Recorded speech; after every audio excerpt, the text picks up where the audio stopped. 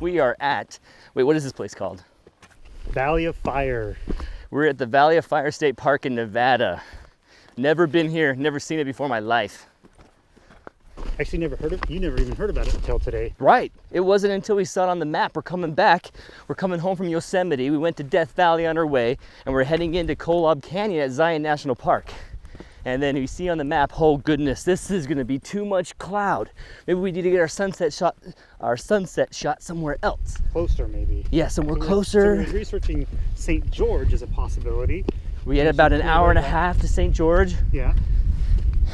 And he pulls up on the map, saw Valley of Fire. He's like, what's that? I said, oh, I've heard of Valley of Fire. We should go check it out. So here we are. So check this shot out where we're at. Here's the view. We're walking up this rock here.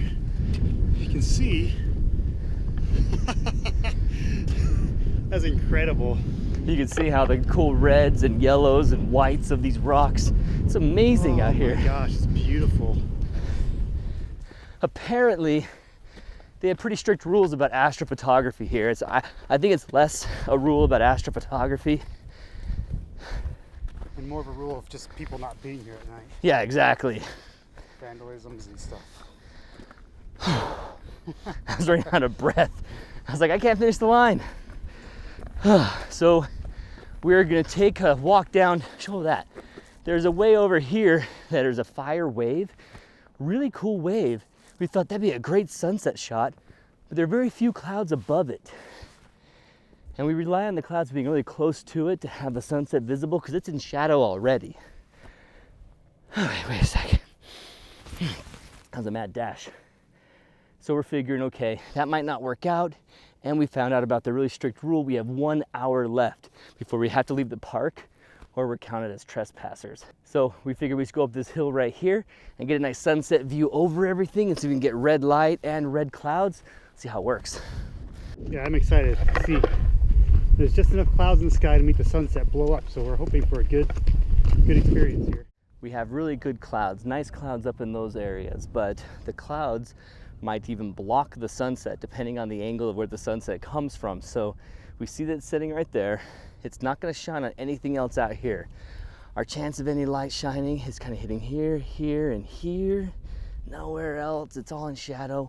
That was one of the negatives we could tell on Google Earth when we looked at it. It's like, this is going to be below the line of the sun. So it's going to be in shadow immediately. But the red rock is making up for it. We're gonna go set up out there. Brendon's gonna walk out and we're gonna go try a shot and see if we can get even more light hitting, or at least, at least see if we could get some of these clouds to blow up with color to help match up.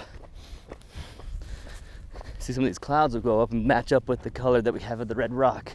Red clouds, red rock, we're happy. I've got a composition right here. Check this out, I'm at 300 millimeter. I have it at 5.6 f-stop, and then I'm doing a 3-part auto bracketing sequence where I get a neutral, a negative, and a positive. Just 1 stop up and 1 stop down. I'm really liking the look of the lower bracket of what the color is on those rocks. And a minute ago, I had a lot of light on this shot. Check this out. You can see that I have a lot of light on the face of this rock out here. So if I can wait for the sunset to possibly bring some light on the clouds above it and then do some luminosity masking and bring out this scene, I think I have all the elements for a great shot. So I guess at this point, all I want to do is tell it to keep this focus, keep this aperture, and keep taking shots as the light as the light moves across the land, I might end up with a fantastic moment that blended together, combined with where the light was hitting earlier. I have a piece that I can call portfolio worthy. I don't know, but it is just fantastic being up here. I'm gonna pull my leg out precariously from my tripod and show you where I'm sitting at. Oh yeah, I made it. I want to keep my composition. Let's do another shot.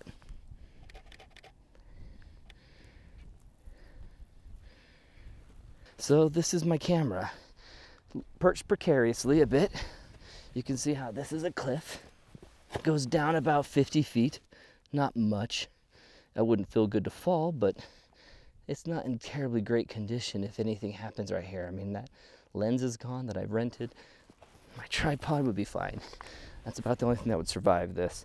So I'm gonna go get up there and get my camera equipment. I have my bag, since I'm gonna be waiting this out down here. Sunlight over there, it's setting.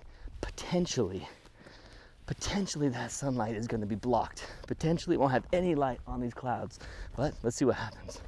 And there's Brendon, looking awesome. Hey Brendon, wave your profile so I can see your silhouette. Yeah, there's Brendon over there looking awesome. He's on a very steep ledge of this red rock. And what are you focused on?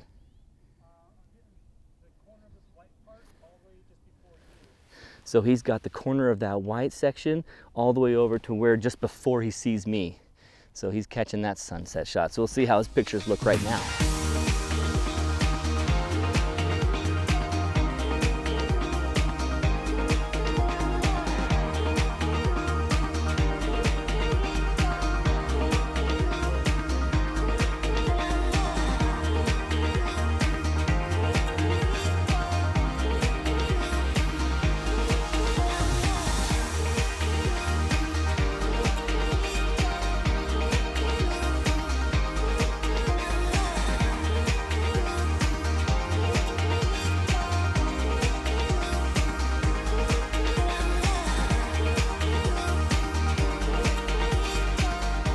All right guys, today is coming to an end and we are here for our final shots of the Valley of Fire, Nevada State Park.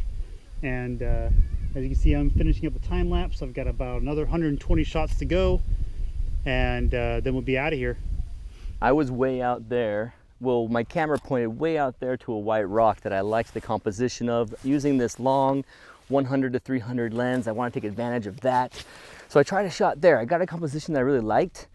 The problem was, if you can see it, there's a long, my arm's in your shot. There's a long bay of clouds, like a boat, a giant boat of clouds above that rock. And so it was a little bit too flat. So I just kept waiting, got some more shots. There was a part where a little cloud fluffed down and came into it. So I think that's what I'm gonna use. So I've got a color that I like on the face of the rock, on the terrain around it, the light in the golden hour, plus what happened to the clouds to blend in together with some luminosity masks, and we'll see how the shot turns out. Awesome. So I would say this place is amazing, but for the photography I do, you have to do all landscape. You can't do any astrophotography unless you're camping. And then they only let you do it from your campsite.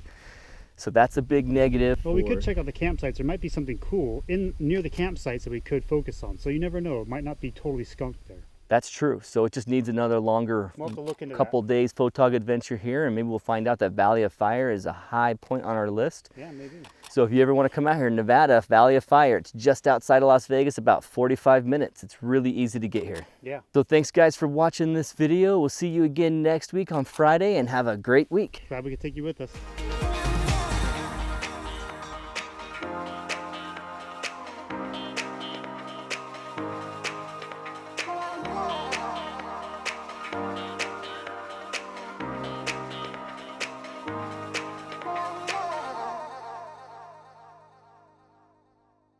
I'm taking a total of 150 images for this particular time lapse, and it's going to be kind of cool because I'm pulling away.